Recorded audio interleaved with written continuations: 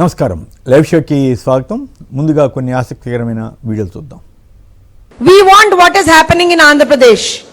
ఇవాళ ఆంధ్రప్రదేశ్ కి ఒక డైనమిక్ ఎడ్యుకేషన్ మినిస్టర్ ఉన్నారు. తెలంగాణ దౌర్భాగ్యం ఏంటంటే ఒక స్పెషలైజ్డ్ గా ఒక స్పెసిఫిక్ ఎడ్యుకేషన్ మినిస్టర్ లేడు సార్ అక్కడ. ఇది దౌర్భాగ్యం తెలంగాణలో. ఇవాళ ఆంధ్రప్రదేశ్ లో ఒక డైనమిక్ ఎడ్యుకేషన్ మినిస్టర్ ఉండి ఒక రోడ్ మ్యాప్ క్రియేట్ చేశారు, ఒక ఇకో సిస్టమ్ క్రియేట్ చేశారు, స్కిల్ ఇకో సిస్టమ్ క్రియేట్ చేశారు. లోకేష్ గారి ఆలోచన చాలా స్పష్టంగా ఉంది. ఆంధ్రప్రదేశ్ కి స్కూల్ కేవలం బోధించకూడదు, స్కూల్ విద్యార్థులు. ఈ తెలంగాణ అనే పదము డిక్షనరీలో ఎక్కడా లేదు. ఆంధ్ర అని ఆంధ్రకు కొన్ని పదాలు ఉన్నాయి, తెలంగాణకు డిక్షనరీలో లేదు. కానీ కొంతమంది స్వార్థపరులు ప్రాంతీయ భేదాలు తెచ్చి అనేక మంది కష్టపడే వాళ్ళ జీవితాల్లో మన్ను పోసిండ్రు. తెలంగాణలో మాట్లాడే అర్హత పవన్ కళ్యాణ్కి లేదు, నిజంగా ఆయనకు లేదు. ప్రొఫెసర్ నాగేశ్వరరావు గారు ఆయన ఒక ప్రొఫెసర్ చదువుకొని వచ్చినాయి.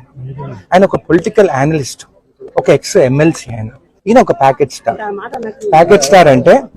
ఈయన ఒక ప్యాకేజ్ స్టార్ అంటే చంద్రబాబు నాయుడు ప్యాకేజ్ ఇచ్చింది కాబట్టి ఆయనతో ఉన్నాడు. మళ్ళీ అమిత్ షా దగ్గర పోయి మాట్లాడుకున్నామేమో ప్యాకేజ్ కోసం. దమ్ము ఉంటే నాగేశ్వరరావుని అరెస్ట్ చేయాలనుకుంటున్నాను కదా, ఆయనను అరెస్ట్ చేసే ముందు ఆయన ఇంటి ముందు నేను నిలబడతాను. దమ్ముంటే నన్ను అరెస్ట్ చేశాక ఆయన అరెస్ట్ చేయాలి. తెలంగాణ బిడ్డలను ఎవరినైనా కానీ ముట్టుకోవాలని మీరు ఆంధ్ర నుంచి ఇక్కడికి వస్తే మళ్ళీ గోబాయ్ ఆంధ్ర అని చెప్పేసి మేము స్టార్ట్ చేసినామంటే మీరు ఇక్కడ ఉండలేరు. అయినా కానీ అమరావతి అన్ని పైసలతో ఎందుకు కట్టుకుంటున్నారు? అందరు తెలంగాణలో ఉంటున్నారు కదా. ఆ పైసలు ఏదో మాకు తెలంగాణ జడ్చలలో ఒక 5,000 ఎకరాలు ఇస్తా, ఆ రాజధాని రెంట్ 99 ఏళ్ళ లీజ్ ఇస్తా మీకు. ఇక్కడనే ఉన్నారు, హైదరాబాద్ ఉన్నట్టుంటది, ఇక్కడ నుంచి ఆంధ్ర పాలన ఇచ్చినట్టు ఉంటుంది మీకు. రైట్, అవి ఆసక్తికరమైన వీడియోలు. ఇక ఏపీ వార్తల్లోకి వెళ్తే చేతికి వచ్చి చేజారిన పోస్టు సారు తారుమారు. మెగా డిఎస్సి 2025లో తవ్వే కొద్దీ లేలెన్నో అంటూ డిఎస్సి స్కామ్ పైన రెగ్యులర్గా సాక్షి వార్తలు ఇస్తూ ఉంది. దీన్ని డైవర్ట్ చేయడం కోసం ఈనాడు, ఆంధ్రజ్యోతి వంటి ఎల్లో మీడియా విశేషంగా కృషి చేస్తూ మద్యం కేసు అని అదని ఇదని వినుకొండ మాజీ ఎమ్మెల్యే మీద ఏదో కేసు వచ్చిందని ఇట్లాంటివన్నీ పెట్టి అడావుడి చేస్తున్నారు వాళ్ళు. మరొక వైపు మళ్ళీ అప్పు 4,000 కోట్లు, సుమారుగా 4,400 కోట్ల అప్పుకి మళ్ళీ రెడీ అయిపోయింది చంద్రబాబు గారి ప్రభుత్వం. మాజీ మంత్రి గాదే వెంకటరెడ్డి గారు కన్నుమూశారు. ఎయిర్పోర్ట్లు పూర్తి చేయండి అని చంద్రబాబు గారు ఆదేశాలు ఇచ్చారు.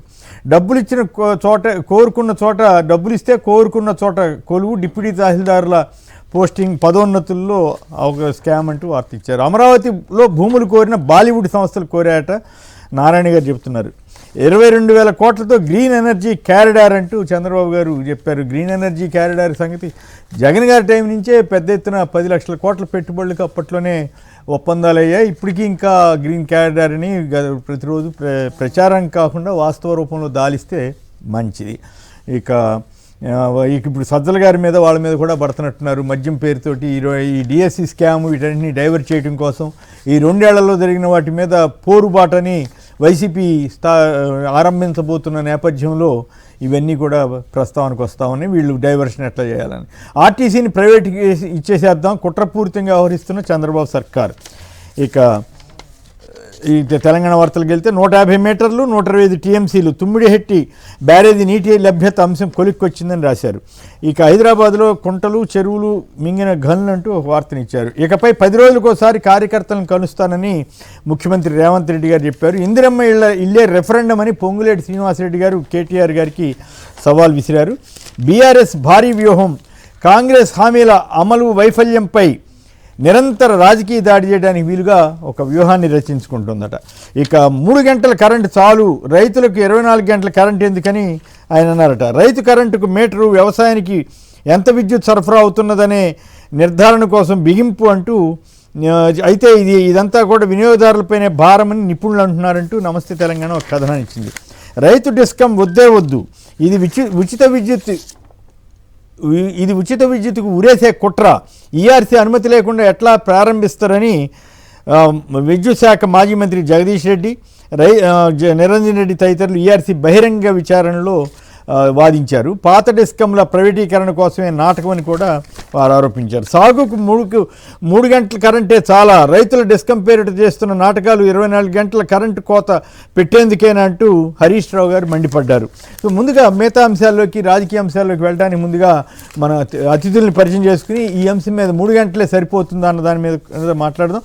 డాక్టర్ రాకేష్ కుమార్ గారు చిరుమండ్ల బీఆర్ఎస్ సీనియర్ నేత, గతంలో కార్పొరేషన్ చైర్పర్సన్గా కూడా పనిచేశారు. శ్రీమతి ఇందిరా శోభన్ గారు కాంగ్రెస్ పార్టీ అధికార ప్రతినిధి, శ్రీ పోరెడ్డి కిషోర్ రెడ్డి గారు భారతీయ జనతా పార్టీ అధికార ప్రతినిధి.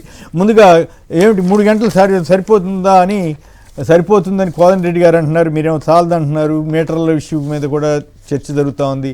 ఏమిటి మీ వాదన? సంక్షిప్తంగా చెప్పండి, మిగతా అంశాల్లో కూడా వెళ్ళాలి. Sir good morning sir. Good morning Kommineni గారు మీకు, అదేవిధంగా పోరెడ్డి కిషోర్ రెడ్డి గారికి, ఇందిరా గారికి, సాక్షి న్యూస్ ప్రేక్షకులకు. సార్ అసలు థర్డ్ డిస్కమ్ అనే దానికి పర్మిషన్ లేదు అని చెప్పేసి నిన్న ప్రజెంటేషన్ ఇవ్వడం జరిగింది సార్, నెంబర్ 1. నెంబర్ 2 వచ్చేసి కాంగ్రెస్ పార్టీ ఈఆర్సీ ముందట 3 గంటల కరెంటు చేయాలని చెప్పేసి ప్రకటించింది. అది కాంగ్రెస్ పార్టీ వైఖరి కాదు, రాష్ట్ర ముఖ్యమంత్రి గారి వైఖరి కూడా. గతంలో అమెరికా పోయినప్పుడు ఎన్ఆర్ఎస్ మీటింగ్లో కూడా ఇదే మాట చెప్పడం జరిగింది. 3 గంటల కరెంట్ చాలు, నిరంతర విద్యుత్ వద్దు అని చెప్పేసి చెప్పడం జరిగింది. అండ్ నెక్స్ట్ వచ్చేసి ఇంకోటి ఏంటంటే, ఇప్పుడు డేంజర్ బెల్స్ ఏంటంటే అన్ని ట్రాన్స్ఫార్మర్ల దగ్గర దాదాపుగా ఈ రాష్ట్రంలో ఉన్నటువంటి ఏదైతే అగ్రికల్చర్ ట్రాన్స్ఫార్మర్ల దగ్గర మొత్తం అక్కడ మీటర్లు పెడతా అని చెప్పేసి ఒక కుట్ర జరుగుతుంది సార్. మీటర్లు పెడుతుందంటే కేంద్రం తీసుకున్న నిర్ణయాన్ని ఫాలో కావడం జరుగుతుంది. ఎందుకంటే మన యూపీలో చూసాం మనం, మొత్తం రీఛార్జబుల్ మీటర్స్ ఏవైతే ఉన్నాయో అవన్నీ కూడా రోడ్డు మీద పోసినటువంటి దాఖలాలు.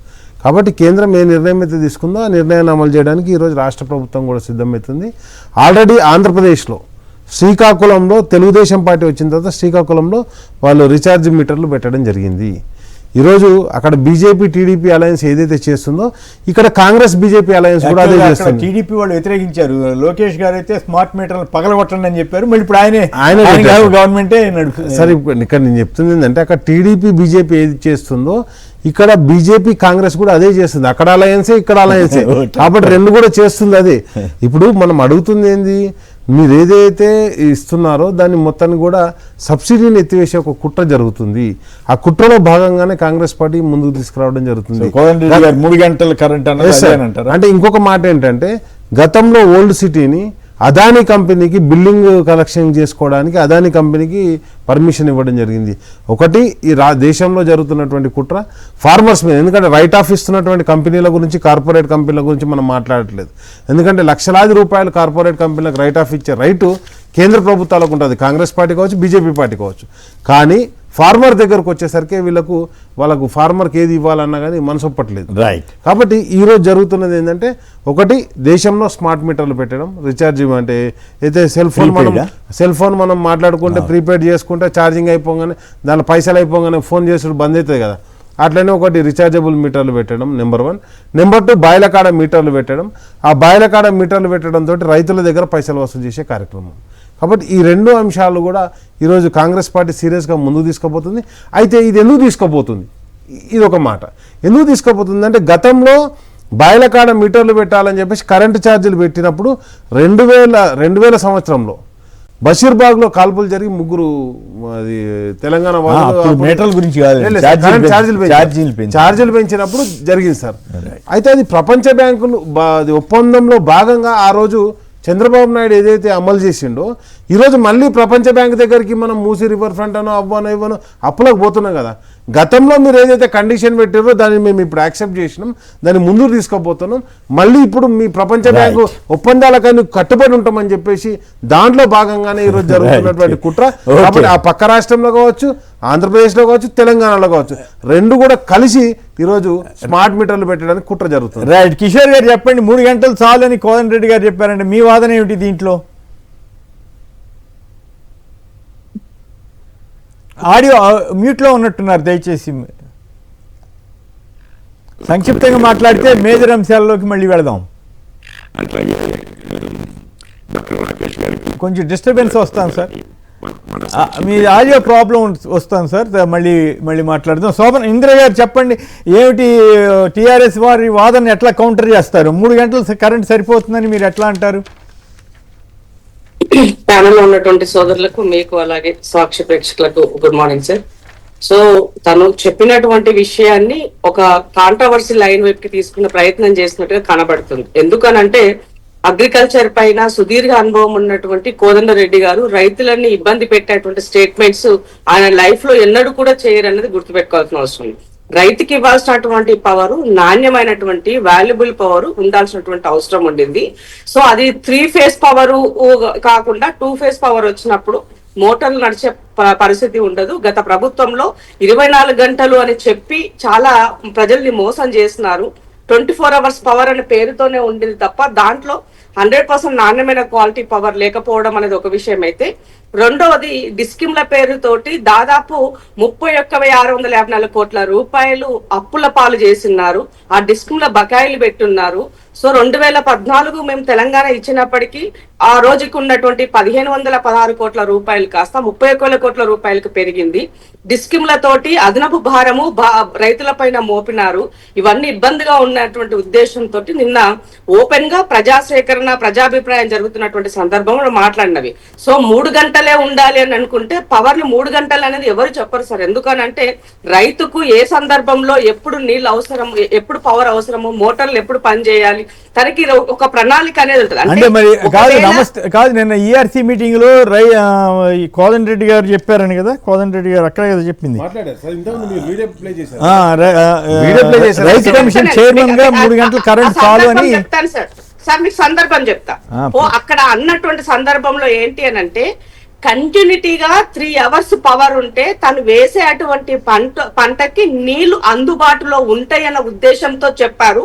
రైతుకి భారం కాకుండా ఖర్చు తగ్గించే విధానంలో భాగంగా చెప్పారు తప్ప దీనిని ఒక రైతుకి నష్టం చేసే విధంగా కోదండరెడ్డి గారు, ఎందుకంటే ఆయన ఎందుకంటే స్వతహాగా వ్యవసాయం చేసేటువంటి వ్యక్తి సార్, అనుభవం ఉన్నటువంటి వ్యక్తి, ప్రజాక్షేత్రంలో ప్రజల అభిప్రాయ సేకరణ తీసుకొని తను చెప్పేటువంటి వ్యక్తిత్వం ఉన్న వ్యక్తి కాబట్టి అతని వ్యాఖ్యలు పూర్తిగా మనం ఇక్కడ వక్రీకరించి రైతులకి కాంగ్రెస్ పార్టీ ఏదో అన్యాయం చేసే ప్రయత్నం చేస్తుందని బీఆర్ఎస్ వాళ్ళు సంకల్ గుద్దుకుంటూ పదే పదే దీనిని నెగిటివ్ ప్రచారం చేస్తూ రైతు వ్యతిరేకులు అనే విధంగా మీరు ముద్రించాలనుకుంటే అది ఒక వ్యక్తిగా మాట్లాడినటువంటి అంశాలను మీరు గమనించండి. ఏ కంటెస్ట్ లో చెప్పినారు, ఎందుకు చెప్పినారు, దీనివల్ల ఏం జరగబోతుంది అన్నదానికి. ఎందుకంటే మీరు గతంలో 31 కోట్ల రూపాయలు అప్పు చేసినప్పుడు ఈ పవర్ అనేది ఈ డిస్కిమ్ల పేరుతోటి మీరు కోట్ల రూపాయలు పవర్ తక్కువగా వస్తున్నప్పుడు దాన్ని 3 రూపాయలకు వచ్చి కొనుగోలు చేయకుండా ఛత్తీస్గఢ్ వైపు 11 రూపాయలకి మీరు పర్చేజ్ చేసినాడు.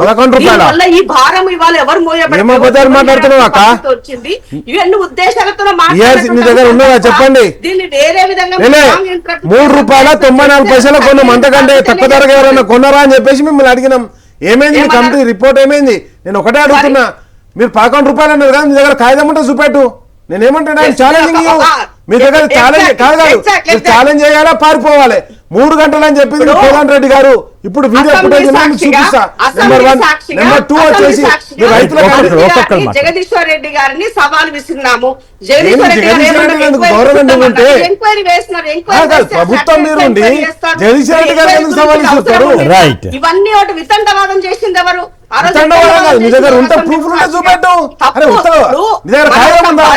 మీరు కాంగ్రెస్ పార్టీ అధికార ప్రతినిధి మనము ఆ వాక్యాలకి కట్టుబడి ఉండాల్సినటువంటి అవసరం ఉన్నది. పొరపాటున ఒకవేళ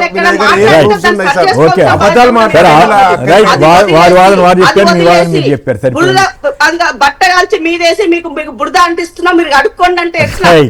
తప్పులు నువ్వు సార్ విద్యుత్ 3 గంటల కరెంట్ కాదు 24 గంటల కరెంట్ ఇస్తారా? చెప్పండి. వైఖరి చెప్పండి, మీ కాంగ్రెస్ వైఖరి చెప్పండి. 24 గంటల కరెంట్ ఇస్తారా, 3 గంటల కరెంట్ ఇస్తారా? ఒకటే క్వశ్చన్.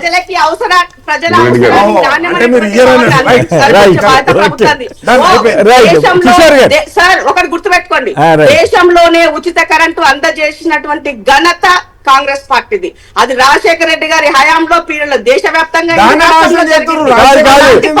మీరు ఆ ప్రస్తావన తెచ్చారు కాబట్టి ఇందిర గారు ఒక్క నిమిషం, ఆ ప్రస్తావన తేకపోతే నేను అడగకపోతున్నామో. మీరు ఆ ప్రస్తావన తెచ్చారు కాబట్టి అడగాల్సి వస్తా ఉంది. ఎన్టీ రామారావు గారు 50 రూపాయలకి హార్స్ పవర్ ఇచ్చారు కాబట్టి రాజశేఖర రెడ్డి గారు దాన్ని స్ఫూర్తిగా తీసుకుని ఉచిత కరెంట్ అమలు చేశారని రేవంత్ రెడ్డి గారు చెప్పడం ఏంటండి? కొంచెం చెప్పండి. అట్లాంటి చెప్పకుండా ఉంటే మంచిది. అట్లాంటి మా ఓటాల్లో మేము అప్పటి నుంచి చూస్తూనే ఉన్నాం. రాజశేఖర రెడ్డి గారి ఉచిత విద్యుత్ వేరు, అప్పట్లో 50 రూపాయల కరెంటు ఏమంటారు హార్స్ పవర్ 50 రూపాయలకి ఇచ్చింది కథ వేరు. పైగా అచ్చగా రాజశేఖర రెడ్డి గారి జీవితం అంతా తెలుగుదేశం మీదను ఎన్టీఆర్ ప్రభుత్వం మీద పోరాడితే మీరు ఎన్టీఆర్ స్ఫూర్తి తీసుకుని రాజశేఖర రెడ్డి గారు పనిచేశారని చెబితే ఎట్లా? రాజశేఖర రెడ్డి విగ్రహం పెట్టిరా సార్, వాళ్ళు పెట్టింది ఎన్టీఆర్ విగ్రహం. ఎన్టీఆర్ విగ్రహం పెట్టిన ఏమండి మీరు అడిగినారా నన్ను అలో చేయాలి చెప్పండి ప్లీజ్ ఊరికే సంక్షిప్తంగా చెప్పండి సార్. Definitely sir. నేను ఏమంటానంటే ఎన్టీఆర్ రాజశేఖర రెడ్డి గారికి ముందు ఎన్టీఆర్ గారు పాలించినారు ఈ రాష్ట్రంలో, ఇది ఉమ్మడి ఆంధ్రప్రదేశ్. రాజశేఖర రెడ్డి గారి ముందు ఎన్టీ రామారావు కాదండి, చంద్రబాబు నాయుడు గారు. దానికన్నా ముందు సార్ దానికన్నా ముందు చెప్పడం ఎన్టీ రామారావు. దానితో బాగా చెప్తున్నా. ఇవాళ ఈ దేశంలో తెలుగు రాష్ట్రాల గురించి ముఖ్యమంత్రుల గురించి మాట్లాడుకోవాలంటే ఎన్టీఆర్ గురించి మాట్లాడతాము, రాజశేఖర రెడ్డి గారి గురించి మాట్లాడతాము. మీరు కూడా అట్లా మాట్లాడుతున్నారా? నాకు ఆశ్చర్యం వేసింది. పివి నరసింహరావు కంటే గొప్పవాడు ఎన్టీ రామారావు అని అడుగుతున్నారు చాలా మంది. సార్ మీరు వినండి, నన్ను పూర్తి వినట్లేదు, నన్ను కట్ చేస్తున్నారు మధ్యలోనే. నేనేమంటున్నా, ఎన్టీ రామారావు చేసినటువంటి ఉచిత బియ్య పంపిణీ అయినా ఉచిత బియ్యం కాదండి, 2 రూపాయలు ఉచిత బియ్యం ఇచ్చింది కాంగ్రెస్ వాళ్ళైతే మీరు ఆయన చెప్తారు ఆయన 2 రూపాయలు బియ్యం మాట్లాడనివ్వండి సార్. మీకు తెలియదు, మీరు తప్పు చెప్పినప్పుడు సరి చేయాలి కదా. కాదు మీకు తప్పు చెప్పినప్పుడు సరి చేయాల్సిన ఎన్టీ రామారావు గారు 2 రూపాయల కిలో బియ్యం ఇస్తే కాంగ్రెస్ టైంలో కిరణ్ కుమార్ రెడ్డి గారి టైంలో అనుకుంటా రూపాయికి, తర్వాత బీజేపీ వాళ్ళు వచ్చిన 2 రూపాయల బియ్యం పథకం అయి ఉండొచ్చు, ప్రజల పట్ల కొన్ని తీసుకున్నటువంటి విషయాల పట్ల ఉండొచ్చు, మనం ఈ రోజు మాట్లాడుకుంటాం. అవునా? 100%. ఇంకొక సమాచారం మీ దృష్టికి తీసుకొస్తా. ఒక్క నిమిషం ఇందిర గారు, మీ సమాచారం కోసం మిమ్మల్ని నేను తక్కువ చేయట్లేదు, తప్పు అనట్లేదు. విజయ భాస్కర్ రెడ్డి గారు ₹1.90 ఇచ్చారు. ఆ సంగతి పోయింది. మొత్తం అంతా 2 రూపాయలు ఎన్టీ రామారావు గారిదే వచ్చిందని ప్రచారం అవుతుంది. ఆయన తీసుకొచ్చిన మాట వాస్తవం. కానీ ఆయనకంటే ముందుగా కాదు మీకు కానీ రేవంత్ రెడ్డి గారికి కానీ సమాచారం లేకపోతే దయచేసి తెలుసుకుని మాట్లాడితే మంచిది. చరిత్రను వ్యతిరేకించకూడదు కదా. తెలుగుదేశం పార్టీ కాదు ఒక్క నిమిషం. ఎన్టీ రామారావు గారు 2 రూపాయల బియ్యం అని ఇస్తానని చెప్పినప్పుడు అప్పుడు అధికారంలో ఉన్న కోట్ల విజయభాస్కర్ రెడ్డి గారు నేను ₹1.90 ఇస్తానని చెప్పి ఆయన ఇచ్చారు. ఆ విషయాన్ని మర్చిపోతే ఎట్లా అనేది నా పాయింట్. మీ కాంగ్రెస్ వాళ్ళు మీ కాంగ్రెస్ నేతలనే మర్చిపోతే ఎట్లా అనేది ఒక చర్చ. నేను ఆ విషయంలో నేను తప్పు పట్టట్లేదు. రాజకీయ పార్టీలో ఉన్నప్పుడు ఒకరు చేసినప్పుడు దానికి బెటర్ గా ఇంకొకరు చేయాలని ఇంకొక పార్టీ అనుకోవడం సహజ సిద్ధమే, దీన్ని కాదనట్లే. కానీ మంచి ఎవరు చేసినా ఆ మంచిని ఫాలో అవ్వాల్సిన అవసరం పార్టీలకు అతీతంగా ఉందని మాత్రమే తెలియజేస్తున్నా. సో దీంట్లో ఒకరిని చెప్తూ ఇంకొకరి వ్యక్తిత్వాన్ని తగ్గించి వాళ్ళు చేసిన మంచి పనులను మనము అందరూ 100% మంచి చేస్తారు. అంటే ఇప్పుడు ₹1.90 ఇవ్వడం గొప్ప, 2 రూపాయలకి ఇవ్వడం గొప్ప? 90 పైసలకి ఇవ్వడమే గొప్ప సార్. మరి ఎన్టీ రామారావు గొప్ప అంటున్నారు కదా. కోట్ల విజయభాస్కర్ ఎన్టీ రామారావు గొప్ప అంటారు. దేశ గతినే మార్చిన పివి నరసింహరావు కంటే ఎన్టీ రామారావు గొప్ప, ఆయన స్పీచ్ అంటున్నారు. నేను ఎట్లా సార్ ఎట్లా చెప్పాలి చెప్పండి. మీరు మధ్యలో నన్ను బిట్లుగా చేస్తే ప్రజలు ఏమనుకుంటారు? ఇందుకేదో మొత్తం రాంగ్ లైన్ లో మాట్లాడుతుంది అనుకుంటారు. మిమ్మల్ని తప్పు పట్టట్లేదు. దాన్ని నేను ఏమంటున్నంటే ఇనిషియేషన్ అన్నది అక్కడ జరిగింది అని చెప్పబడుతుంది. ఇక్కడ ఆ ఇనిషియేషన్ కొనసాగింపులో భాగంగా బెటర్మెంట్ గా వచ్చినటువంటి కాంగ్రెస్ గవర్నమెంట్ చేస్తుందని చెప్పిందో భాగంగానే నేను ఇక్కడ చెప్పగలుగుతున్నాను. ఒకరి వ్యక్తిత్వాన్ని తగ్గించి ఒకరిని పెంచి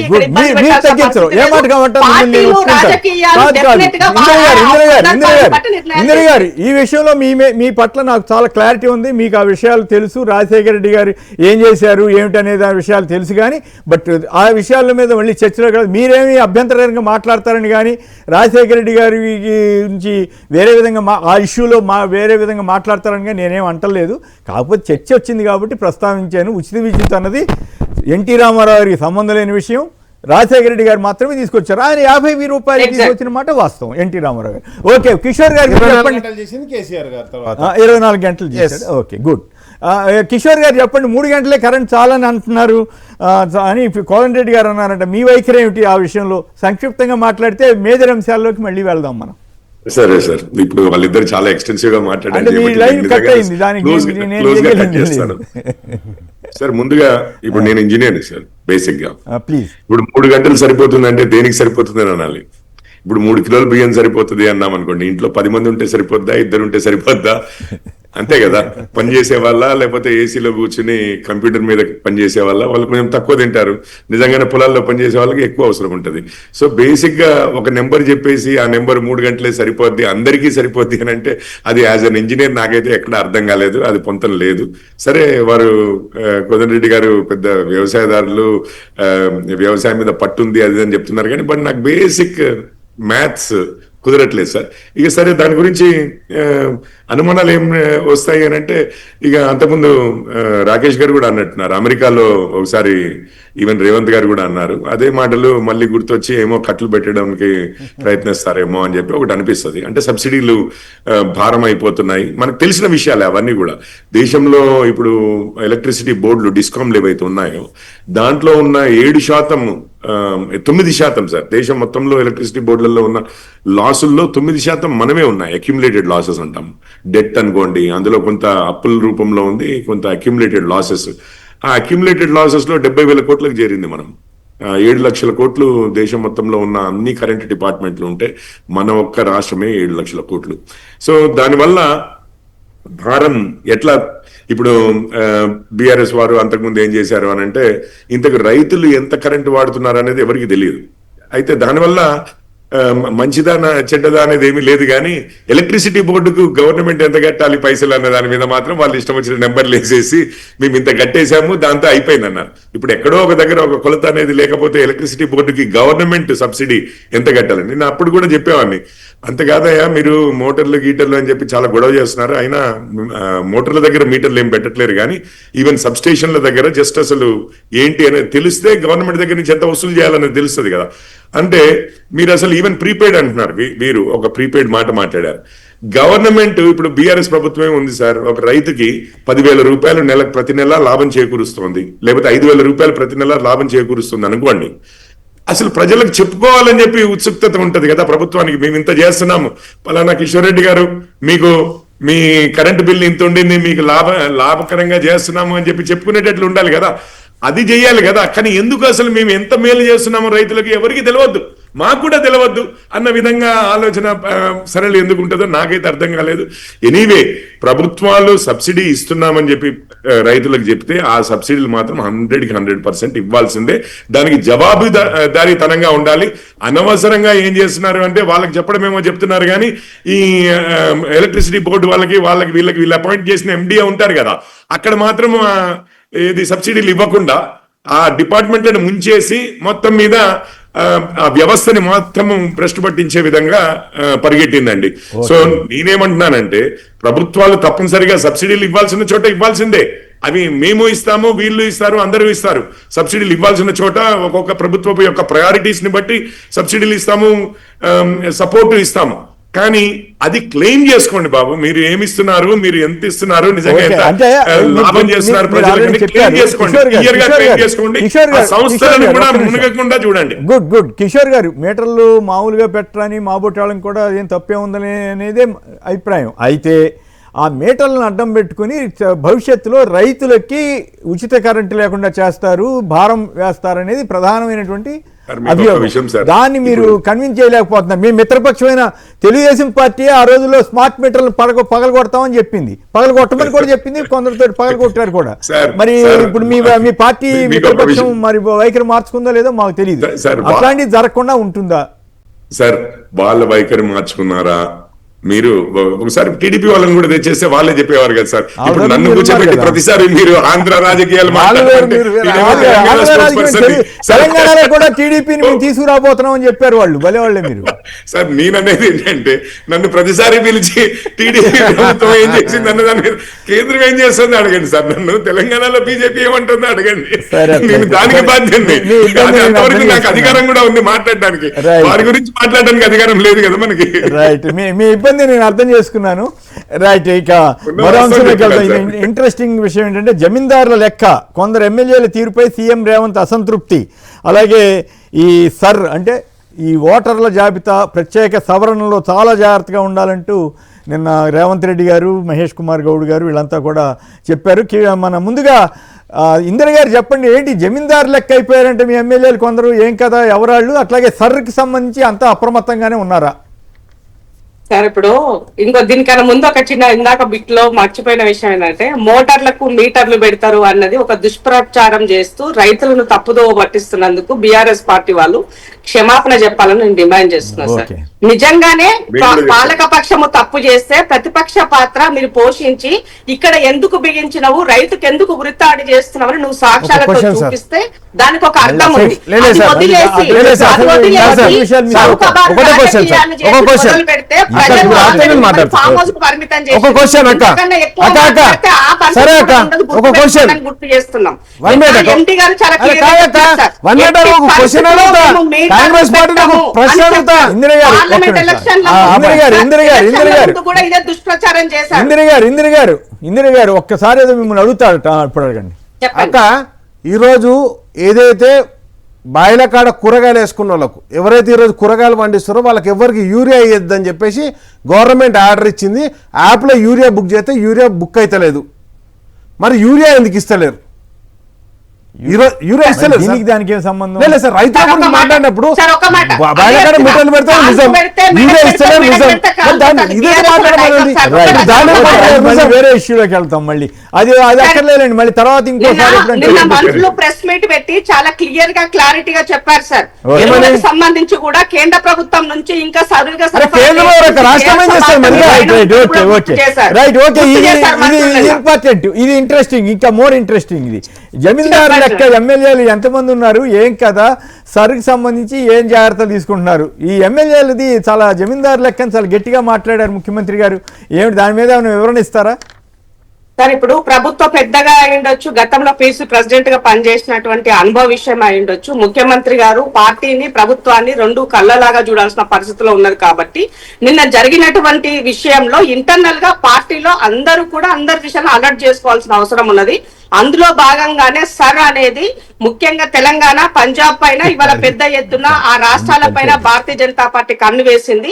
ఎలాగైనా వాళ్ళు దానిని చేజిక్కించుకోవాలంటే ఉన్న ఓట్ బ్యాంకు మనవి గల్లంతు చేసే పరిస్థితిలో ఉంది కాబట్టి అలర్ట్ గా ఉండమని చెప్పేసి దీనికి మాస్టర్ ట్రైనర్స్ కూడా ఏర్పాటు చేసుకున్నారు. వాళ్ళకి నిన్న ట్రైనింగ్ జరిగింది. దాంట్లో తర్వాత నెక్స్ట్ జూన్ 10వ తారీఖు నుంచి అన్ని నియోజకవర్గాలలో కూడా వాళ్ళకి ఇన్ఛార్జ్గా వేసి వాళ్ళని బిఎల్ఎస్ కి ట్రైన్ చేయాలని చెప్పి చెప్పడం జరిగింది.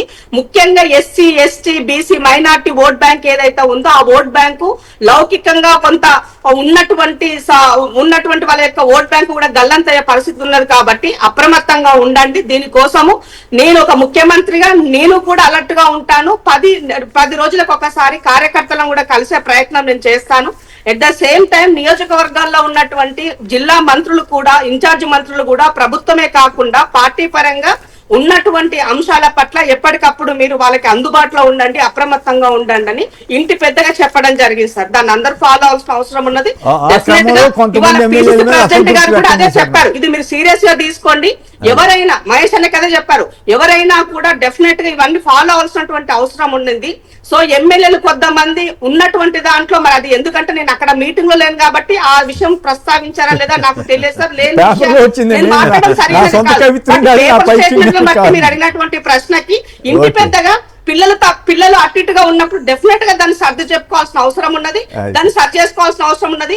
కుటుంబం మరింత బాధ్యత అవసరం ఉంది. ప్రజలు ఇచ్చిన బాధ్యతను ఒళ్ళు దగ్గర పెట్టుకొని పనిచేయాలని చెప్పినారు. తప్పేముంది సార్ దాంట్లో? నేను తప్పు ఒప్పంటలా. జమీందారులు అన్న పదం పెద్ద పదం కదా, ఇంట్రెస్టింగ్ గా ఉంది. నియంతృత్వ ధోరణిలో జమీందారు ఉంటే కేసీఆర్ ఏమైందో మనం చూసినాం. కాబట్టి ప్రజలు మనకి ఇచ్చిన మ్యాండేట్ ముందుకెళ్లాలని చెప్తున్నారు. Context correct. ఎందుకంటే జమీందారు లెక్క పట్టించుకోకుండా ఉంటే ఓటర్ల జాబితాలో బీజేపీ వాళ్ళు ఏమన్నా ఎలక్షన్ కమిషన్ ద్వారా ఏదైనా చేస్తారనే భయంతో చెప్పుండొచ్చు. కానీ ఇక్కడికి వెళ్ళేసరికి మళ్ళీ ఎమ్మెల్యేలని జమీందారులు అన్నారు కొంతమంది అనే ఫీలింగ్ వచ్చే అవకాశం ఉంటుంది కదా. ఆ నేపథ్యంలో ఈ ప్రస్తావన మీ పత్రిక రాసిందంట, అది విశేషం. మీ పత్రిక ఆంధ్రజ్యోతి మీ పత్రికనే రాసింది అక్క.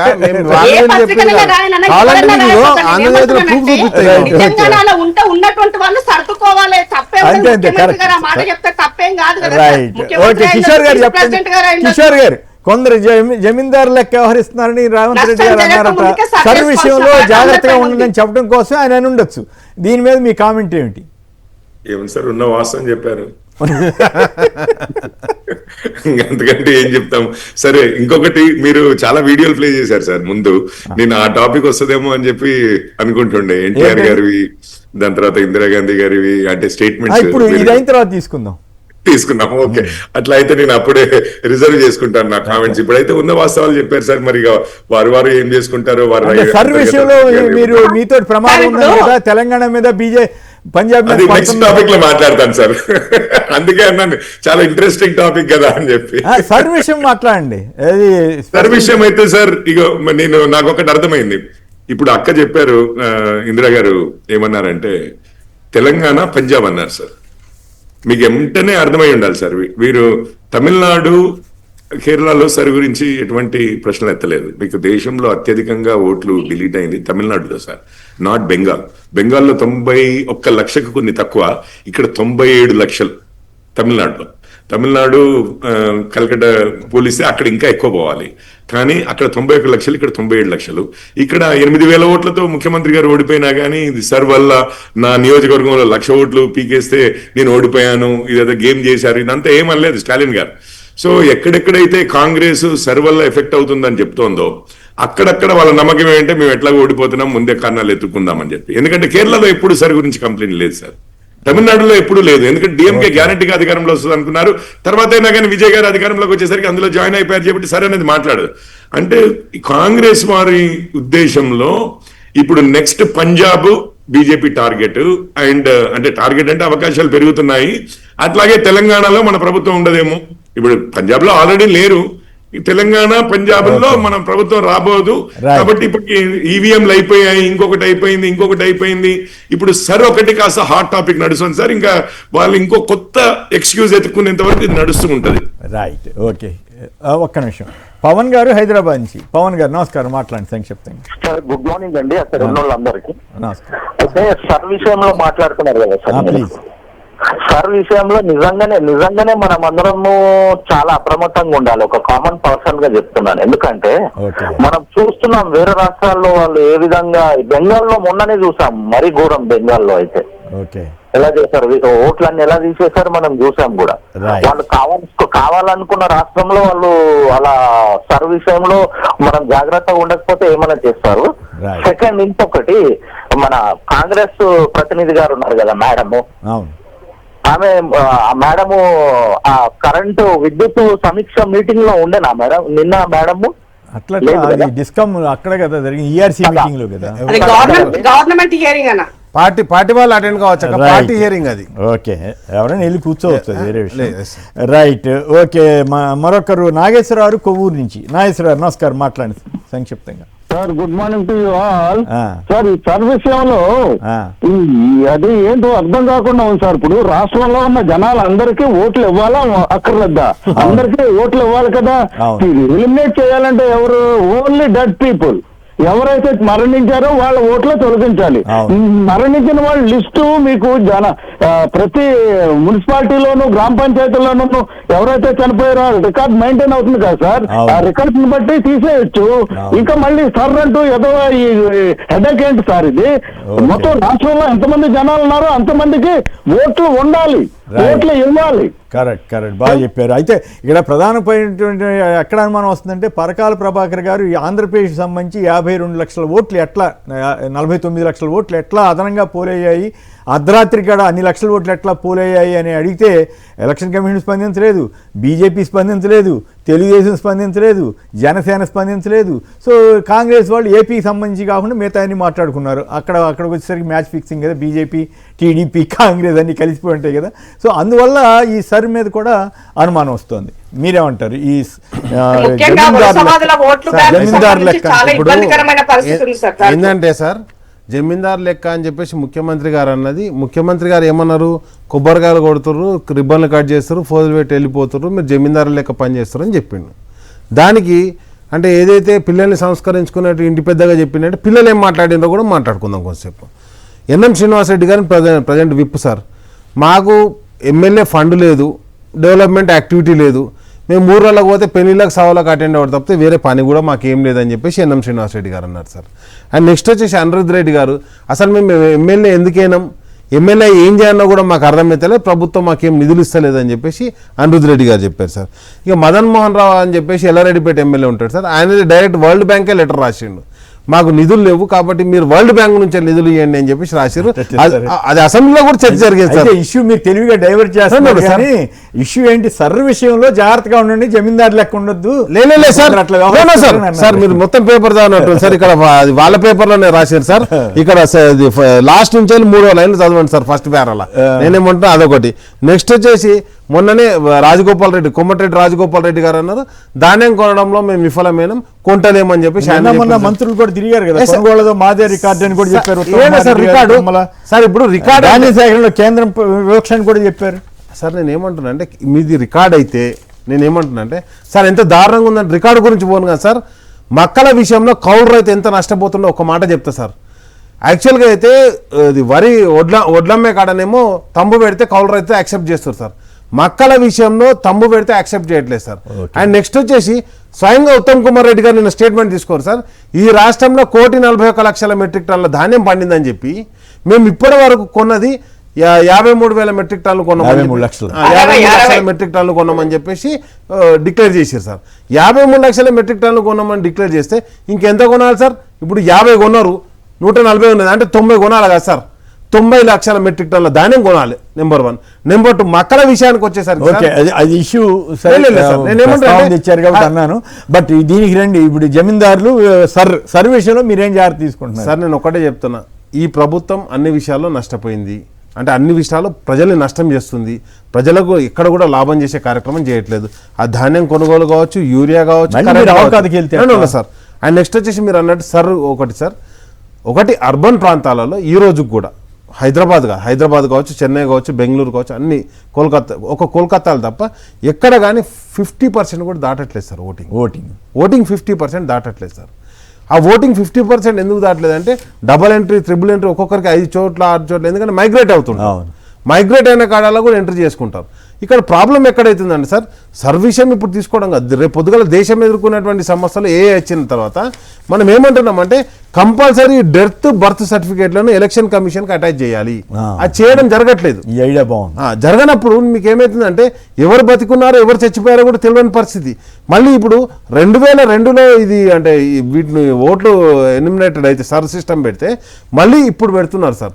పెట్టినప్పుడు మనం ఏమంటున్నామంటే ఒరిజినల్ ఓటర్ ఎవరున్నారు, ఇప్పుడు అవుట్ ఆఫ్ కంట్రీ పోయి వాళ్ళు ఓటింగ్ వినియోగించుకునే వాళ్ళు కూడా ఉన్నారు. అయితే ఇక్కడ ఇంకోటి ఏంటంటే సర్ సిస్టంలో పాత ఓటుతో లింక్ చేస్తున్నారు. ఆ లింక్ చేసినప్పుడు మరి వాళ్ళ పాత ఓటు ఉన్నదా లేదా అనేది కూడా తెలియదు. కాబట్టి ఇవన్నీ పరిగణలోకి తీసుకున్నప్పుడు సర్ సిస్టమ్ను పర్ఫెక్ట్గా ఇంప్లిమెంట్ చేయాలి. కానీ వాళ్ళకి అంటే వాళ్ళకి ఎవరు అవసరం ఉన్నారో వాళ్ళని ఉంచుకొని అవసరం లేని వాళ్ళు అంటే వేరే పార్టీ వాళ్ళందరినీ తీసేద్దామనే వైఖరి కాకుండా ఇది ఒక సైంటిఫిక్గా జరగాలని చెప్పేసి మనం కోరుకుంటున్నాం సార్. కోరుకొని హైదరాబాద్ అంటే మెట్రోపాలిటన్ సిటీలలో కూడా పోలింగ్ శాతం పెరగాలి సార్. Right, okay. కలిసి ఉంటాం. టీడీపీ, జనసేన, బీజేపీ కూటమిపై మహానాడు తీర్మానం. తెలుగునాట కాంగ్రెస్ పాలనలో అవినీతి, ఆశ్రిత పక్షపాతం పెరిగి భవిష్యత్తు దుర్భరంగా మారిన వేళ ఉదయించిన వెలుగు కిరణం తెలుగుదేశం. 3.5 దశాబ్దాల అప్రతిహత కాంగ్రెస్ పాలనలో బంధుప్రీతి, అవినీతి పెరిగి ప్రజలు, ముఖ్యంగా మహిళలు, రైతులు, యువకులు, బలహీన వర్గాల వారి ప్రభుత్వంలో కనీస భాగస్వామ్యం లేకుండా పోయింది. ఢిల్లీ కాంగ్రెస్ పెత్తందారుల మితిమీరిన జోక్యం, అడుగడుగునా తెలుగువారి ఆత్మగౌరవం దెబ్బతింటున్న వైనం ప్రతి తెలుగు గుండెను పిండేసింది. సో ఈ నేపథ్యంలో ఎన్టీ రామారావు గారు కాంగ్రెస్కి వ్యతిరేకంగా తెలుగుదేశం పార్టీని స్థాపించారని చెప్పి నిన్న మహానాడులో కూడా తీర్మానంలో ప్రస్తావించారు. ఆ టైంలో ఎన్టీ రామారావు గారి విగ్రహావిష్కరణ సభలో రేవంత్ రెడ్డి గారు మాట్లాడుతూ ఇందిరమ్మ, ఎన్టీ రామారావు గారే మా స్కీములకు స్ఫూర్తిని కొత్త విషయాన్ని వెల్లడించారు. పైగా దేశ చరిత్రలో 3 జాతిరత్నాలు, వారే అంబేద్కర్, ఇందిరాగాంధీ, ఎన్టీఆర్ అని చెప్తున్నారు. మరి పివి నరసింహారావు లాంటి గొప్ప వాళ్ళ పరిస్థితి ఏమిటి అనేది ఇప్పుడు చర్చనీయాంశంగా మారింది. దీనిపైన తెలంగాణపై దురాక్రమణ అంటూ నమస్తే తెలంగాణ కొన్ని వార్తలు ఇచ్చింది. ఈ రకంగా విగ్రహం పెట్టిన తీరు కానీ, రేవంత్ రెడ్డి గారి వ్యాఖ్యల మీద కానీ వీళ్ళు మండిపడ్డారు. అమరావతిలో జయశంకర్ విగ్రహం ఏర్పాటు చేయాలని చంద్రబాబుకు తెలంగాణ యంగ్ థింకర్స్ ఫోరం ఒక లేఖ రాసింది. చంద్రబాబు కుట్రల నుంచి తెలంగాణను కాపాడుకోవాలని వేముల ప్రశాంత్ రెడ్డి, బీఆర్ఎస్ మాజీ మంత్రి, పవన్ ప్యాకేజ్ స్టార్ అన్న ఎమ్మెల్యే జడ్చర్ల ఎమ్మెల్యే అనిరుద్ రెడ్డి. తెలంగాణపై విషం జిమ్ముదామని చూస్తే తరిమి కొడదాం, పవన్ చంద్రబాబు మనుషులు అని చెప్పుకునే వారికి ఉద్యమకారుల హెచ్చరిక అంటూ పరోక్షంగా కాంగ్రెస్ పార్టీని హెచ్చరిస్తున్నట్లుగా ఉంది. ప్రొఫెసర్ జయశంకర్ విగ్రహంతో పాటు జలగం వెంగళరావు, బూర్గుల రామకృష్ణారావు, మరి చెన్నారెడ్డి, పివి నరసింహరావు, టి అంజయ్య గారుల విగ్రహాలు కూడా అమరావతిలో అక్కడ అమరావతి మరి ఇక్కడ కూడా పెట్టమంటున్నారేమో వీళ్ళు. ఎవరు డిమాండ్ చేశారు. ఎన్టీఆర్ విగ్రహాన్ని తొలగించాలి, లేదంటే మరో మిలియన్ మార్చి ఓయూ స్టూడెంట్ జేఏసీ హెచ్చరిక. సో ఈ రకంగా ఏం జరుగుతోంది తెలంగాణ రాజకీయాల్లో? ఎన్టీఆర్ విగ్రహం సందర్భంగా రేవంత్ రెడ్డి గారి స్పీచ్, దీని పరిణామాలు కాంగ్రెస్కి లాభమా నష్టమా, వీటి మీద చర్చలోకి వెళ్దాం. ఇక చెప్పండి, రేవంత్ రెడ్డి గారి స్పీచ్ కానీ, రేవంత్ రెడ్డి గారు విద్యాశాఖ మంత్రిగా ఇక్కడ ఉంటే అక్కడ లోకేష్ బాగా చేస్తున్నాడు, ఇక్కడ దౌర్భాగ్యం అని కాంగ్రెస్ వాళ్ళు కాంగ్రెస్ ప్రభుత్వాన్ని, పైగా వాళ్ళకి కొంచెం మిత్రుడైనటువంటి రేవంత్ని కూడా విమర్శిస్తుంటే చంద్రబాబు గారు కానీ లోకేష్ గారు కానీ వారించినట్లు నాకు కనపడలేదు.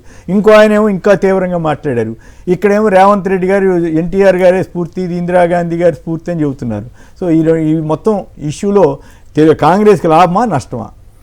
సరే, ఇప్పుడు ఎన్టీఆర్ గారిని పొగిడినప్పుడు, అంటే ఎన్టీఆర్ గారు ఇందిరాగాంధీని తిడుతూ పార్టీ పెట్టినప్పుడు చంద్రబాబు నాయుడు గారు కాంగ్రెస్ పార్టీలో ఉన్నారు. ఆయన ఎప్పుడైతే టీడీపీ పార్టీని, అంటే ఆయన నెక్స్ట్ టైం రాగానే వెన్నుపోటు పొడిచి అధికారంలోకి వచ్చాడు. అండ్ నెక్స్ట్ వచ్చేసి పక్క రాష్ట్రంలో జరుగుతున్నటువంటి మహానాడులో తెలంగాణలో నేను తెలుగుదేశం పార్టీ ఇక్కడ ఆ తెలంగాణలో జరుగుతున్నటువంటి పరిణామాల గురించి మాట్లాడతారు. తెలంగాణకు అధ్యక్షుడిగా చేసినటువంటి ఒక వ్యక్తి ఏమో తెలంగాణ పదమే లేదంటాడు. అండ్ నెక్స్ట్ వచ్చేసి ఇంకొకరేమో తీర్మానంలో కాంగ్రెస్ ని బంధుప్రీతి అవినీతి పార్టీ అని చెప్పి తిట్టారు. ఇప్పుడు ఆయన ఎవరు సార్? ఎన్టీ రామారావు అల్లుడు కాకపోతే బంధుప్రీతి అవినీతి అని చెప్పేసి అంటే సరే, అది కాంగ్రెస్ పార్టీ. నేను ఒకటే అంటున్నాను, ఈరోజు నిన్న జరిగింది ఏంటంటే సార్, ఇక్కడ తెలంగాణలో జరుగుతుంది చెప్తాను. తెలంగాణలో జరుగుతుంది అంటే క్రమంగా తెలంగాణ వాదం మీద ఒక బలమైనటువంటి దాడి జరుగుతుంది సార్. ఉమ్మడి ఆంధ్రప్రదేశ్ ముఖ్యమంత్రులుగా చేశారు, ఎన్టీ రామారావు గారు చేశారు, సరే తప్పకుండా ఆయన. కానీ మరి అదే ఉమ్మడి ఆంధ్రప్రదేశ్ ముఖ్యమంత్రులుగా పనిచేసినటువంటి మా తెలంగాణ నాయకుల ఎంతమంది విగ్రహాలు పక్క రాష్ట్రంలో ఉన్నాయి? అమరావతి ప్రాంతంలో కావచ్చు, మొత్తం ఆంధ్రప్రదేశ్ మొత్తంలో ఎన్ని విగ్రహాలు ఉన్నాయి? చెన్నారెడ్డి గారు కావచ్చు, లేకపోతే పివి నరసింహారావు గారు కావచ్చు, జలగం వెంగళరావు గారు కావచ్చు, అంజయ్ గారు కావచ్చు, ఎవరైనా విగ్రహాలు అక్కడ ఉన్నాయా? ఒక్క విగ్రహం చూపెట్టండి, నెంబర్ 1. నెంబర్ 2 వచ్చేసి ఇక్కడ తెలంగాణ ఎప్పుడైతే విడిపోయిన తర్వాత ఆ రాష్ట్రం అది, ఈ రాష్ట్రం ఇది అయిన తర్వాత నేనేమంటున్నా అంటే ఇక్కడ రోషే గారి విగ్రహాన్ని ఆవిష్కరించారు, పెట్టారుగా అక్కడ. ఎస్ సార్, నేనేమంటున్నా అంటే రోషే గారి విగ్రహాన్ని ఆవిష్కరించారు, ఎస్పి బాలసుబ్రహ్మణ్యం గారి విగ్రహాన్ని ఆవిష్కరించారు, ఎన్టీఆర్ గారి విగ్రహాన్ని ఆవిష్కరించారు. అంటే క్రమక్రమంగా తెలంగాణ మీద జరుగుతున్నటువంటి ఇది సాంస్కృతిక దాడి సార్, ఆధిపత్యం. నేనేం ఆధిపత్యం కాదు సార్, ఒక డైల్యూషన్ అనమాట. ఏంటంటే ఆయన నెక్స్ట్ వచ్చేసి నేనేమంటున్నా, క్రమం మొన్న ఏముంది సార్, అసలు ఏం నడుస్తుంది రాజకీయం అని తెలంగాణలో ప్రజలందరూ చూస్తున్నారు.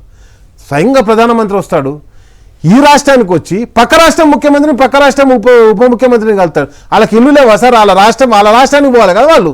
నేనేమంటాను అంటే చంద్రబాబు నాయుడు పక్క రాష్ట్రం ముఖ్యమంత్రి అయితే ఆయన ఇంటికి పోయి మాట్లాడతాడు, పవన్ కళ్యాణ్ గారి ఇంటికి పోయి మాట్లాడతాడు.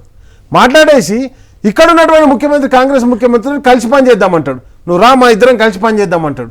కాబట్టి ఈ రాష్ట్రంలో అసలు ఏ పార్టీ నడుస్తుంది? జిహెచ్ఎంసీ ఎలక్షన్స్ కోసం ఇదంతా. నిన్న రేవంత్ రెడ్డి గారి స్పీచ్ కానీ, లేదా భవిష్యత్తులో తెలుగుదేశం ఆల్రెడీ, అంటే తెలుగుదేశం పార్టీ తెలుగుదేశంను మళ్ళీ రివ్యాంప్ చేయడానికి ఒక కొత్త పార్టీని పుట్టించండి సార్ రేవంత్ రెడ్డి గారు. ఒక కొత్త పార్టీ పుట్టింది ఈ మధ్యలో, కావచ్చు సార్. ఇక నేనేమంటాను చూస్తారు మీరు, ఆయనకేం సంబంధం, రేవంత్ రెడ్డి గారికి ఏం సంబంధం సార్? నేనేమంటున్నా అంటే పుట్టింది ఒక పార్టీ, ఆ పార్టీ పుట్టినప్పుడు దానికి తగ్గట్టుగా కావాల్సినటువంటి సరసమైన ధరలో సమకూరు అని చెప్పేసి ఎవరు సమకూరుస్తున్నారు అందరికి తెలుసు. సమకూర్చారు సార్. నేను ఒకటే చెప్తున్నా, మీరు ఒక స్టేట్మెంట్ చూడండి సార్, కాంగ్రెస్ స్టేట్మెంట్ ఎట్లుంటుందో ఇంకో కొత్త పార్టీ స్టేట్మెంట్ కూడా అట్లనే ఉంటుంది. కాబట్టి నేను ఏమంటున్నా అంటే పాత టీడీపీ నాయకులు అందరూ ఎక్కడికి పోవద్దు, తెలంగాణలో వాళ్ళందరికీ కొత్త పార్టీ పుట్టించారు. ఆ కొత్త పార్టీలో జాయిన్ చేసుకొని వాళ్ళు సిద్ధమవుతారు. మన 2-3 మాజీ మంత్రులు కూడా జాయిన్ అయ్యారు. ఒక ఆయన బోడ జనార్దన్ రెడ్డి గారు పార్టీలో జాయిన్ అయ్యారు సార్. ఆ పార్టీ ఇంకా పుట్టలే కాబట్టి మేము చెప్పాం. కాబట్టి రేవంత్ రెడ్డి గారు కాంగ్రెస్ పార్టీని వీడడానికి కావాల్సినటువంటి అన్ని కూడా సమకూర్చుకుంటున్నాడు. ఆయన సమకూర్చుకొని ఆయన ఏం చేయాలని ఆయన చేస్తూనే ఉన్నాడు. ఒక డైరెక్ట్ గా కాంగ్రెస్ ముఖ్యమంత్రి ప్రధానమంత్రి పిలిచి ఇంతవరకు కాంగ్రెస్ నాయకులు మాట్లాడలేదు. ఆయన నెక్స్ట్ వచ్చేసి సార్ స్వయంగా పిసిసి అధ్యక్షుని మీద రేవంత్ రెడ్డి గారికి అనుకూలమైనటువంటి ఛానల్ డైరెక్ట్ గా టెలికాస్ట్ చేసి ఆయన అవినీతి పరుడు, అక్రమ పరుడు అది అని చెప్పేసి ఒక టీవీ టెలికాస్ట్ చేస్తారు. దాని గురించి మాట్లాడారు. ఇక్కడ మొత్తం కూడా తెలంగాణ మీద జరుగుతున్నది. ఎందుకంటే తెలంగాణ మీద ఏ విధమైనటువంటి దాడి చేయాలో ఆ విధమైన దాడి డైల్యూట్ చేయడానికి చేస్తున్నారు. రైట్, కిషోర్ గారు చెప్పండి, ఏమిటి మహానాడులో కాంగ్రెస్ పార్టీ మీద అంత తీవ్రమైనటువంటి వ్యాఖ్యలు, అవినీతి పార్టీ అని వాళ్ళు చెప్తే ఇక్కడేమో ఎన్టీఆర్ గారి స్ఫూర్తితోటే ఉందనేమో వీరు చెబుతున్నారు. ఇంతకీ ఆంధ్రలో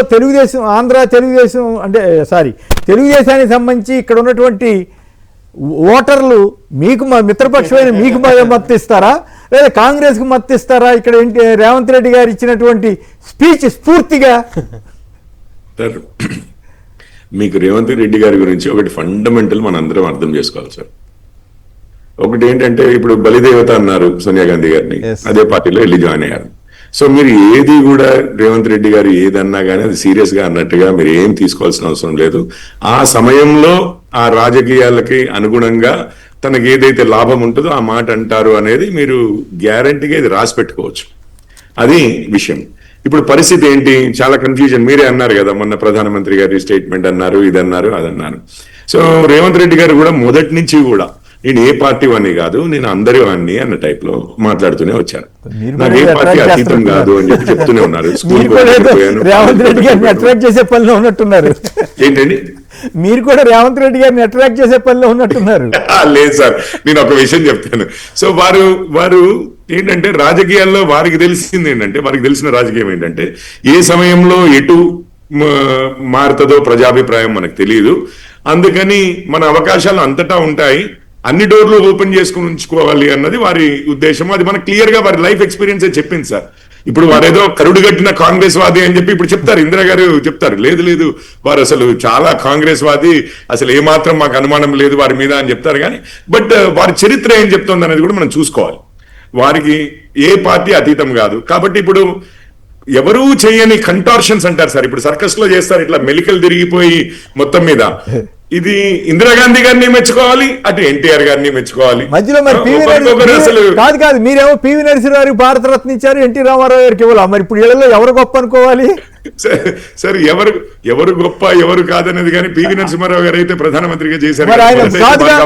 ఆయన్ని జాతిరత్నంగా ప్రకటించలేదు రేవంత్ రెడ్డి గారు, ఆయన్ని జాతిరత్నంగా ప్రకటించలే, ఎన్టీ రామారావు గారు ప్రకటించారు. ఒక్క నిమిషం, నేను అదే చెప్తున్నాను సార్, నేనేమంటున్నాను, రేవంత్ రెడ్డి గారు ఏది చేసినా రాజకీయమే చేస్తారు అనేది క్లియర్. ఆ మూవ్మెంట్ కి ఇప్పుడు రేపు సడన్ గా ఎన్టీఆర్ గారిని అంతటి వాడు ఇంతటి వాడు అని చెప్పిన వారు రేపు అవసరం వస్తే వారిని తిట్టరా అంటే వారిని తిడతారు. ఇప్పుడు ఇంతకీ చెప్పండి, మళ్ళీ ఇందిరా గారు కూడా మాట్లాడే టైం తక్కువ ఉంది. ఫైనల్ గా తెలుగుదేశం పార్టీ ఇక్కడ బీజేపీకి మద్దతు ఇస్తుందా, కాంగ్రెస్ కి మద్దతు ఇస్తుందా? సరే, ఇప్పుడు తెలుగుదేశం పార్టీ, కాంగ్రెస్, బీఆర్ఎస్, ఇప్పుడు మన రాకేష్ గారు మాట్లాడతారు. కానీ ఒక 2 లైన్లు చెప్తాను. ఇక్కడ మాకు ప్రజల మద్దతు ఉంటుంది సార్, ఫస్ట్ థింగ్. మిగిలినవన్నీ పక్కకు పెట్టండి. రెండో విషయం చెప్తాను. ఇప్పుడు 10 ఏళ్ళు అయిపోయింది, బీఆర్ఎస్ వారే పాలించారు. తెలంగాణ వారేమి అమాయకులు కూడా కాదు. సరే, ఒకప్పుడు అంటే మన నీళ్లు కావు, మన నిధులు కావు, మన నియామకాలు కావు అనుకున్నాం. వాళ్ళు 10 ఏళ్ళు పాలించిన తర్వాత కూడా ఈ రోజు కూడా అదే పాత రాజకీయాన్ని తీసుకొచ్చి ఇప్పటికి కూడా ఏదో అణచివేత కార్యక్రమాలు తెలంగాణని ఇండిపెండెంట్ చేయడంలో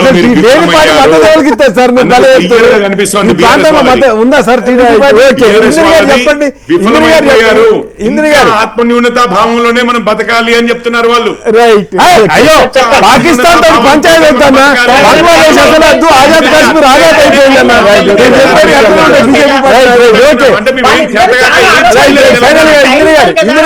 ఇందిరా గారు మీరు చెప్పండి, ఏమిటి తెలుగుదేశం పార్టీ మీకు మద్దతిస్తుందా, బీజేపీకి మద్దతిస్తా? ఎన్టీ రామారావు గొప్పవాడా, పివి నరసింహారావు గొప్పవాడా?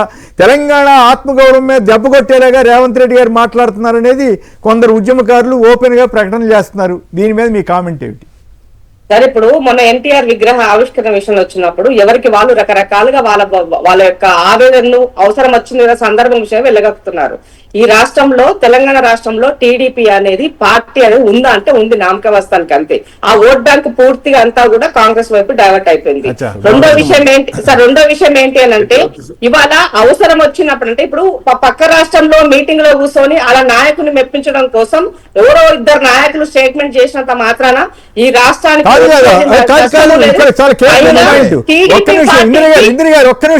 ఒక్క సెకండ్, ఇది రేవంత్ రెడ్డి గారిని అవమానించారు. ఆయన చేతిలో విద్యాశాఖ ఉంది.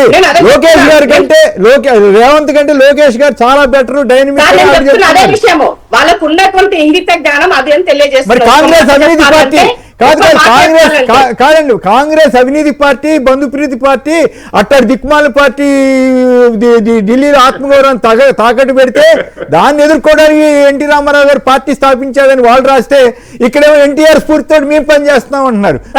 ఒక మాట చెప్తా సార్, మంచి పనులు చేసిన వాళ్ళ గురించి మా ప్రభుత్వము వాళ్ళ గురించి వాళ్ళు చేసిన గుర్తు పెట్టుకోవాలనుకున్న అంతవరకే. రెండో విషయం ఏంటి అంటే ఇవాళ లోకేష్ గారు చాలా బ్రహ్మాండంగా ఎడ్యుకేషన్ సిస్టమ్ నడిపితే ఈ రాష్ట్రంలో స్థిరపడి టీడీపీ పార్టీ నడుపుతున్నంత పోయి ఏపీలో సెటిల్ అవ్వమని చెప్పండి సార్, మాకేం బాధలేదు. కానీ ఈ రాష్ట్రంలో ముఖ్యమంత్రి దగ్గర వైద్య శాఖ, ఎడ్యుకేషన్ ఉంటే, విద్యాశాఖ ఉంటే విద్యాశాఖతో నష్టమే సార్. ముఖ్యమంత్రి గారి దగ్గర ఉంటే మరిన్ని నిధులు వస్తాయి.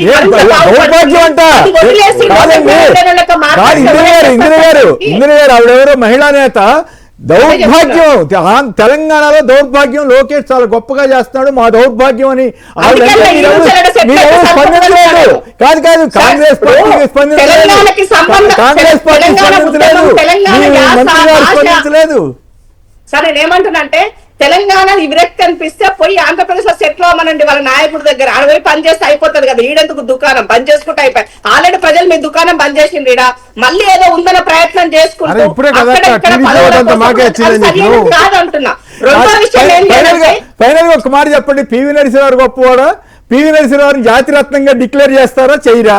రెండు కాంగ్రెస్ పార్టీ అవినీతి పార్టీ అని నిన్న మహానాడులో తీర్మానం చేశారు. అలాంటి కాంగ్రెస్ పార్టీని నాశనం చేయడానికే వచ్చిన ఎన్టీఆర్ స్ఫూర్తి ఎట్లా మీకు పనికి వస్తుంది? నేను ఏమంటున్నా, కాంగ్రెస్ పార్టీ అవినీతి అయితే 2018 మహానాడులో రాశారు. ఆ పాయింట్ మీద మీరేమైనా స్పందిస్తారా? అయితే అంతే అన్నారులే అనుకుంటారా? మీ ఇష్టం. నేను చెప్తున్నా, రాజకీయాలలో చంద్రబాబు నాయుడు గారు యూటర్న్ ఎన్నిసార్లు తీసుకున్నారో దేశ ప్రజలకు తెలుసు. సో ఇవాళ తిట్టినటువంటి కాంగ్రెస్ తోటి ఇవాళ సోనియా గాంధీతో మాట్లాడినటువంటి వ్యక్తి వ్యతిరేకం అని చెప్పిన మాతో పొత్తులో వచ్చి పనిచేస్తారు. ముఖ్యమంత్రి సర్కిల్ మాబోటి వాళ్ళు రేవంత్ రెడ్డి గారి స్పీచ్ నమ్మాలా? మహానాడులో కాంగ్రెస్ ని తిట్టినటువంటి తిట్టడం అంటే ఎన్టీఆర్ గారు ఏ సందర్భంలో పార్టీ పెట్టారన్నది తీసుకోవాలా? మీకు పివి నరసింహారావు అన్న అసలు ఎందుకు కనపడలేదు? జాతిరత్నంగా మీరు డిక్లేర్ చేస్తారా చేయరా? ఒక మాట చెప్తా, ఎన్టీఆర్ పెట్టినటువంటి పార్టీ ఉద్దేశం ఏదైనప్పటికీ కూడా తెలుగు జాతి గౌరవం అని చెప్పి ఆయన ఏదో మాట్లాడి అంటే కాంగ్రెస్ లో తెలుగు జాతి గౌరవం ఉండదన్నమాట. పూర్తి ఉన్నారు కదా, ఈ దేశంలో కాంగ్రెస్ పార్టీ ఉన్నదానికి వ్యతిరేకంగా పార్టీ పెడుతుందని చెప్పినటువంటి వ్యక్తి ఆయన.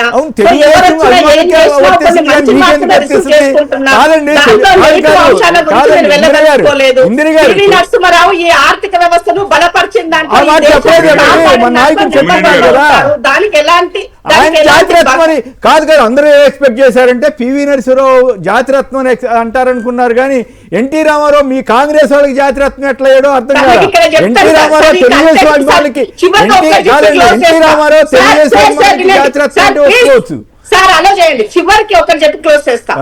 రేవంత్ అన్న మాట్లాడే ఉద్దేశంలో పార్టీకి సంబంధించి తీసుకున్న లైన్ లో ఇందిరాగాంధీ పార్టీగా కాంగ్రెస్ పార్టీలో ఇందిరాగాంధీ గురించి చెప్పడం జరిగింది, టీడీపీ నుంచి ఎన్టీఆర్ గారి గురించి చెప్పడం జరిగింది. ఇవాళ ఒక ఐడియాలజీలో చూసుకున్నప్పుడు అంబేద్కర్ గురించి చెప్పడం జరిగింది. కానీ దీన్ని అందరూ ఏం చేస్తున్నారంటే కాంట్రవర్సీ లైన్ లో ఎవరికి నచ్చిన కాంగ్రెస్ పార్టీ అని అంటే చాలా మంది మా దగ్గర ఏంటి గొప్ప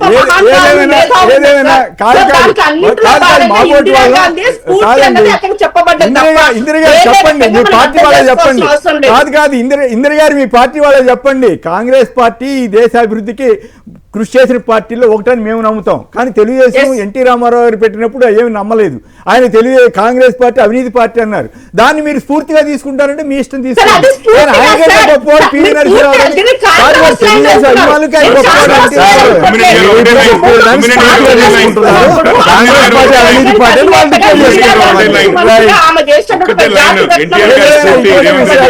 కేవలం కాదు ఇప్పుడు ముఖ్యమంత్రి స్థానంలో ఉన్న వాళ్ళు కేవలం ఓట్ల కోసం కాకుండా ఒక దీర్ఘకాలిక సిద్ధాంతపరమైన విధానపరమైన వాళ్ళని అవమానించేలాగా దాంట్లో మనము ఉంటే కోరుకునే మంచిది. పీకాలంటే పీకొచ్చు. లేదు దీన్ని ఒక లైన్ లో అర్థం లేదు, చేసుకోవాలంటే వివాదం ఇంకొక ఏం లైన్ లో అర్థం లేదు. చేసుకోవాలి. ఆ లైన్ లో మీ అర్థం నాయకుడు చేసుకోవాలి. ఒక 5 అందరూ seconds పూర్తిగా అవకాశం నాకు కనుక వినపడుతుంది. దాంట్లో రాకేష్ లైన్ లో కుమార్ గారు, ఇస్తున్నారు. ఇందిరా రేవంత్ రామన్ రెడ్డి గారు ముఖ్యమంత్రిగా కోరెడ్డి చెప్పినటువంటి కిషోర్ రెడ్డి గారు complete అందరికి కూడా ధన్యవాదాలు. ఇది నేటి చర్చా కార్యక్రమం. నమస్కారం.